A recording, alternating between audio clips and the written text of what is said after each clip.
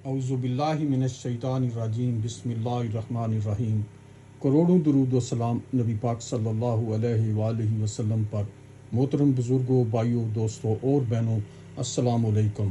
آج میرا موضوع ہے حضرت امام حسین علیہ السلام اور واقعہ کربلا۔ مدینہ سے مکہ آپ 28 رجب کو 60 ہجری میں 28 رجب اور 60 ہجری کو مدینہ سے نکلے اور شعبان کے شروع میں مکہ شریف پہنچے۔ یہ سفر اسلامی تاریخ میں حق و باطل کے درمیان ایک معرکہ تھا۔ مکہ شریف سے کربلا 8 ذوالحج کو مکہ شریف سے روانگی کے بعد امام علی مقام کا قافلہ راستے میں 14 مقامات پر رکا۔ 5 کا ذکر میں اس سے پہلے اپنی ویڈیو میں کر چکا ہوں۔ آپ فیس بک پر، ٹک ٹاک اور یوٹیوب پر ہیلتھ ایجوکیشن اینڈ ٹورزم پر دیکھ سکتے ہیں۔ شروع میں تھوڑا اس سے پہلے والی ویڈیو سے ملتا جلتا، کیونکہ تاریخوں کا ذکر کرنا ضروری ہے، تو وہ کروں گا، اور اس کے بعد میں جو باقی مقامات ہیں 6 کے بعد ان کا ذکر کروں گا، جن مقامات پر حضرت امام حسین علیہ السلام اور ان کا قافلہ جو ہے وہ رکا ہے۔ تو امام حسین علیہ السلام مدینہ سے نکلنے سے پہلے جو وصیت لکھی، اس کا مضمون کچھ یوں تھا: میں اپنا وطن کسی شر و فساد پھیلانے اور ظلم و ستم کرنے کی خاطر نہیں چھوڑ رہا ہوں، بلکہ مدینہ شریف سے روانگی کا مقصد یہ ہے کہ اپنے نانا حضرت محمد صلی اللہ علیہ وآلہ وسلم کی امت کی اصلاح کروں اور امر بالمعروف اور نہی عن المنکر کروں، اور میں اپنے نانا رسول اللہ صلی اللہ علیہ وآلہ وسلم اور بابا علی بن ابی طالب کی سیرت پر عمل پیرا ہونا چاہتا ہوں۔ روانگی سے قبل امام حسین علیہ السلام نے اپنے خاندان اور اہل مدینہ کو جمع کیا اور ایک تاریخی خطبہ دیا۔ فرمایا کہ یزید کی بیعت سے انکار فرمایا، اور یزید جیسے ظالم، فاسق اور فاجر شخص کی بیعت کرنا دین اسلام کے اصولوں کے خلاف ہے۔ فرمایا میں حق کے ساتھ کھڑا ہوں اور ظلم کے خلاف کھڑا رہوں گا، چاہے اس کے لیے اپنی جان قربان کرنی پڑے۔ یہ سفر مدینہ شریف سے مکہ شریف، پھر کوفہ اور آخر کار کربلا تک پہنچا، جہاں امام حسین علیہ السلام نے شہادت کا عظیم واقعہ پیش کیا اور حق و باطل کے درمیان فرق واضح کر دیا۔ تو جیسے میں نے اس سے پہلے بتایا کہ میں 5 کا ذکر اس سے پہلے کی ویڈیو میں کر چکا ہوں، بتا چکا ہوں، تو اب میں 6 نمبر سے شروع کروں گا، جس میں حضرت امام حسین علیہ السلام اور آپ کا قافلہ جو ہے وہ رکا ہے۔ تو سب سے پہلے 6 نمبر ہے، لیکن اس ویڈیو میں جو ہے پہلا نمبر آتا ہے۔ تو بطن العقیق پر آپ اور آپ کا قافلہ رکا۔ اس مقام پر حضرت امام حسین علیہ السلام نے اکرمہ قبیلے کے ایک آدمی سے ملے، جس نے امام علیہ السلام کو آگاہ کیا کہ کوفہ میں آپ کا کوئی دوست نہیں، کوفہ کو یزید کے لشکر نے گھیرے میں لے لیا ہے اور اس کے داخلی اور خارجی دروازے بند کر دیے ہیں، اور کوفہ تشریف نہ لے جائیں۔ حضرت امام حسین علیہ السلام نے فرمایا کہ میں حق کے لیے سفر جاری رکھوں گا۔ 7واں مقام سورات ہے۔ اس مقام پر حضرت امام حسین علیہ السلام نے رات بسر کی اور صبح اپنے قافلے سے کہا کہ جتنا پانی ہو سکتا ہے ساتھ لے لیں۔ 8واں مقام شرف ہے۔ اس مقام پر حضرت امام حسین علیہ السلام کے ساتھیوں سے ایک نے آواز دی اور اس نے کہا کہ ایک لشکر کو اپنی طرف آتے دیکھا ہے۔ حضرت امام حسین علیہ السلام فوراً قافلے کا رخ موڑ کر ایک پہاڑ کے پیچھے چلے گئے۔ 9ویں نمبر ہے جس پر حضرت امام حسین علیہ السلام اور آپ کا قافلہ رکا، ذو حسم ہے۔ اس مقام پر آپ کی ملاقات حور اور اس کے 1000 سپاہیوں سے ہوئی جو پیاسے تھے، تو حضرت امام حسین علیہ السلام نے سب کو پانی پلایا اور ان کے جانوروں کو بھی پانی پلایا، اور خود بھی سارے قافلے نے پانی پیا اور جانوروں کو بھی پانی پلایا، کیونکہ آپ بہت ہی مہربان تھے۔ تو انسانوں کے ساتھ ساتھ آپ جانوروں کا بھی خیال رکھتے تھے، آپ انسانیت کے بہت بڑے علم بردار تھے۔ اس مقام پر آپ نے زور کی نماز ادا کی اور سب نے مل کر حضرت امام حسین علیہ السلام کی امامت میں نماز ظہر ادا کی۔ اس مقام پر امام حسین علیہ السلام نے حور اور اس کی فوج سے خطاب کیا اور فرمایا، اہل کوفہ، تم لوگوں نے میرے پاس اپنے قاصد بھیجے اور مجھے خطوط لکھے کہ تم لوگوں کے پاس کوئی امام نہیں اور کوفہ آؤ، اور میں کوفہ ہوں، یعنی حضرت امام حسین کو انہوں نے بلایا اور خط لکھے، قاصد بھیجے، تو آپ لوگوں کو اللہ کے راستے میں اکٹھا کروں تو آپ لوگ میری بیعت کر سکو۔ آپ لوگوں نے لکھا کہ آپ اہل بیت ہیں اور ہمارے معاملات کو ان لوگوں کی نسبت جو ناانصافی کرتے ہیں، غلط ہیں، اور بہتر طریقے سے حل کر سکتے ہیں۔ اگر آپ لوگوں نے ارادہ بدل لیا ہے اور منکر ہو گئے ہیں اور اہل بیت کے حقوق نہیں جانتے اور اپنے وعدوں سے پھر گئے ہیں، تو میں واپس چلا جاتا ہوں۔ تو حور کے لشکر نے حضرت امام حسین کے قافلے کو واپس نہیں جانے دیا اور انہیں گھیر کر کوفہ کے بجائے کربلا کی طرف لے گئے۔ یہاں پر میں بتاتا چلوں کہ آپ سوچیں یہ سفر جو ہے کتنا مشکل تھا اس وقت، جب کوئی پانی بہت کم جگہوں سے ملتا تھا، ہریالی نہیں تھی، درخت نہیں تھے، سایہ نہیں تھا، تو آپ نے اور آپ کے خاندان نے اور آپ کے قافلے نے ایک دشوار گزار جو ہے سفر طے کیا۔ اور آج بھی جو ہمارے دوست بہن بھائی سعودی عرب جاتے ہیں یا باہر جو سرا ہے اس کی طرف اگر آپ سفر کریں تو بہت ہی مشکل سفر ہے ابھی بھی۔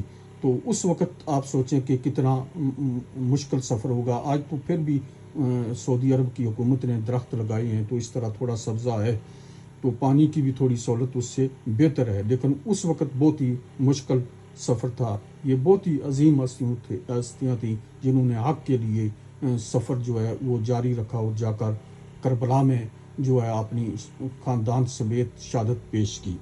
اللہ پاک ان کے درجات بلند فرمائے اور ہمیں بھی حق اور سچ پر قائم رہنے کی اور جتنا بھی ہم کردار ادا کر سکتے ہیں اس کردار ادا کرنے کی توفیق عطا فرمائے۔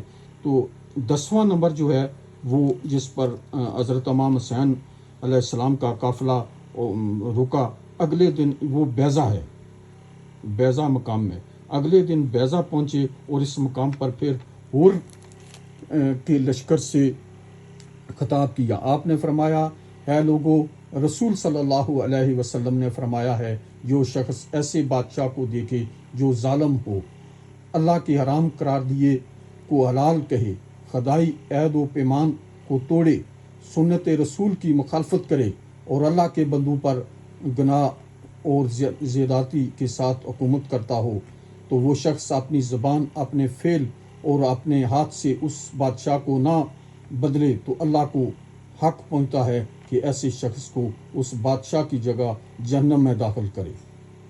تو یہ حق و باطل کا جو معرکہ تھا، جنگ ہے، تو آج بھی اگر ہم اپنے شہروں میں دیکھیں، اپنے ملکوں میں دیکھیں، محلوں میں دیکھیں تو ظلم و زیادتی کتنا ہو رہا ہے، جابر و ظالم حکمران ہیں، تو ان کی مخالفت جو ہے وہ کرنی چاہیے۔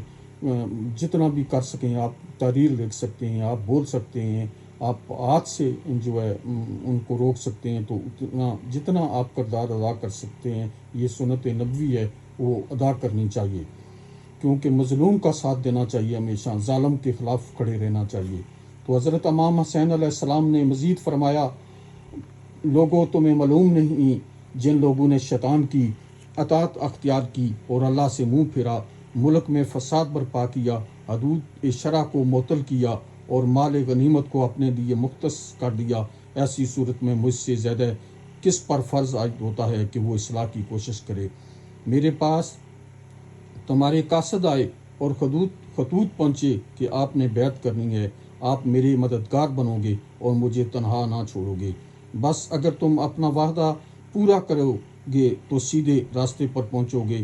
حضرت امام حسین علیہ السلام نے یہاں پر اپنے حسب و نسب کا حوالہ دیا اور فرمایا اگر آپ اپنے وعدے سے پھر جاؤ گے تو تعجب نہیں کہ آپ اس سے پہلے میرے والد حضرت علی شیر خدا اور میرے چاچا زاد بھائی مسلم کے ساتھ ایسا ہی کر چکے ہو، اور ان قریب اللہ مجھے تمہاری مدد سے بے نیاز کر دے گا۔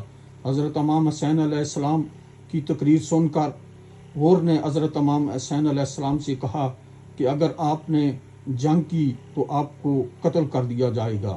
حضرت امام حسین علیہ السلام نے فرمایا تم مجھے موت سے ڈراتے ہو، اور کیا تمہاری عداوت اس حد تک پہنچے گی کہ مجھے قتل کر دو گے؟ غور کے لشکر پر کوئی اثر نہ ہوا اور وہ امام حسین علیہ السلام کو کربلا کی طرف لے جاتے رہے۔ اس کے بعد 11ویں جو مقام تھا اس پر آپ رکے، جو عذیب الحجنات تھا۔ اس مقام پر حضرت امام حسین کی ملاقات ترما بن عدی سے ہوئی، جس نے امام حسین علیہ السلام کو کوفہ والوں کے خطرناک ارادے سے آگاہ کیا، جسے امام حسین علیہ السلام پہلے ہی جانتے تھے، اور حضرت امام حسین علیہ السلام سے اپنے ساتھ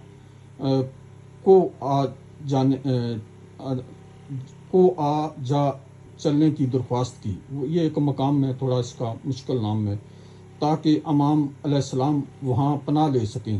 تو حضرت امام حسین علیہ السلام نے فرمایا کہ اللہ تعالیٰ تمہیں اور تمہاری قوم کو جزائے خیر دے، ہم اور ان لوگوں میں عہد ہو چکا ہے اور ہم اس عہد سے پھر نہیں سکتے۔ پھر 12واں نمبر جو کسر بنی مقاتل پر رکے تو فیصلہ ہو چکا تھا کہ امام کو کوفہ نہیں جانا دیا جائے گا۔ غور کے لشکر نے کوفہ کا راستہ بدل کر حضرت امام حسین کے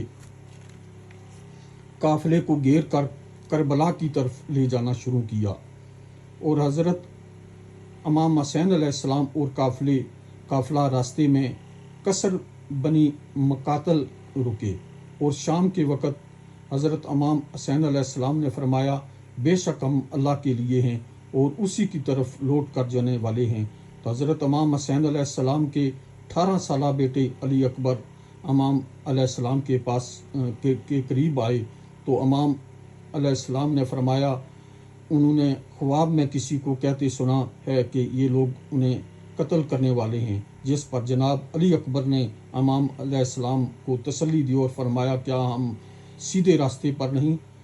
تو وہ تو سیدھے راستے پر تھے، تو وہ اپنی قربانی پیش کرنے کے لیے تیار تھے۔ وہ ان کے حضرت امام حسین علیہ السلام، ان کے بیٹے، سب پورا خاندان اور قافلہ جو ہے وہ شہید ہونے کے لیے تیار تھا۔ 13ویں نمبر پر آپ تینوا کے مقام پر رکے۔ اس مقام پر ہور کو ابن زیاد کا خط ملا، جس میں اس نے لکھا تھا کہ حضرت امام حسین علیہ السلام اور قافلے کو اسی جگہ روک لو جہاں پر وہ ہیں، تو ایسی جگہ لے جاؤ جہاں پر نہ پانی ہو اور نہ ہریالی ہو۔ ہور نے امام علیہ السلام کو ابن زیاد کے خط سے آگاہ کیا تو حضرت امام حسین علیہ السلام نے فرمایا ہم اپنی مرضی سے نینوا میں خیمہ زن ہوں گے، جس پر ہور نے کہا کہ ابن زیاد کے جاسوس ہر جگہ ہر چیز کی نگرانی کر رہے ہیں، لہٰذا آپ کو ایسا نہیں کرنے دے سکتا۔ تو پھر حضرت امام حسین علیہ السلام کا قافلہ ایک مقام پر پہنچا تو امام حسین علیہ السلام نے پوچھا اس جگہ کا کیا نام ہے؟ تو کسی نے جواب دیا کہ کربلا۔ تو حضرت امام حسین علیہ السلام نے فرمایا یہ کربلا کی جگہ ہے جہاں ہمیں شہید کیا جائے گا، کیونکہ اتنی بڑی ہستیاں تھیں کہ ان کو پہلے ہی پتہ تھا کہ ہمارے ساتھ یہ لوگ کیا سلوک کریں گے، انہیں آگے شہادت نظر آ رہی تھی، بلند مرتبہ نظر آ رہا تھا، تو اس لیے وہ تیار تھے قربانی کے لیے۔ 14ویں نمبر پر حضرت امام حسین علیہ السلام کے حکم پر کربلا کے میدان میں خیمے گاڑ دیے گئے، جہاں جو کربلا تھا مقام تھا۔ تو دریائے فرات جو ہے خیموں سے کچھ فاصلے پر تھا۔ یہ 2 محرم 61 ہجری کا دن تھا۔ تو اس دن انہوں نے جو ہے وہ مقام کربلا پر اپنی قربانی پیش کی، تو میں یہ ایک بہت ہی بڑا عظیم واقعہ ہے، اس پر جتنی بھی بات کی جائے کم ہے۔ تو میں انشاءاللہ اس مضمون پر آئندہ بھی ویڈیو اپلوڈ کرتا رہوں گا، آپ جو ہے وہ دیکھتے رہیں۔ اس پر میں جو ویڈیو ہے وہ دیکھنے کے لیے دوسری بھی آپ فیس بک پر، ٹک ٹاک پر اور یوٹیوب پر میرا channel health education and tourism subscribe کریں، تاکہ آپ کو معلومات ملتی رہے۔ اللہ تعالیٰ آپ کو مشکلات، مصیبتوں اور بیماریوں سے بچائے، اور مجھے بھی اللہ پاک آپ کو اپنے حفظ و امان میں رکھے۔ اللہ حافظ۔